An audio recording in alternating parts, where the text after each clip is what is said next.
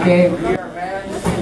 Oh, check. Yeah. We are MANS, and the reason we call that is because I'm going to introduce you. MANS stands for Max on the guitar, A. Leho on the drums, I'm Nick on the bass, and Shriman on. So we are MANS.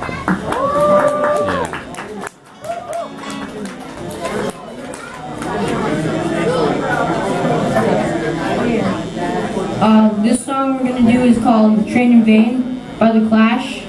And in this song, the songwriter, Mick Jones, he was having problems. He got robbed and he was having conflict with his girlfriend.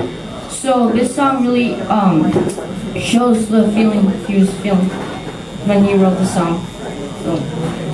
Woo!